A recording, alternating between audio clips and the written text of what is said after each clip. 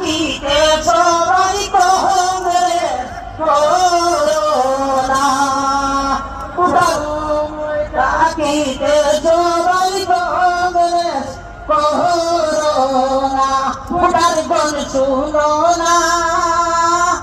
একটি কথা মানো না ওই বিজেপির ভোট দিও না সময় ডাকিতে সবাই কংগ্রেস করোনা সময় ডাকিতে সবাই কংগ্রেস করোনা ওই বিজেপির দরকার নাই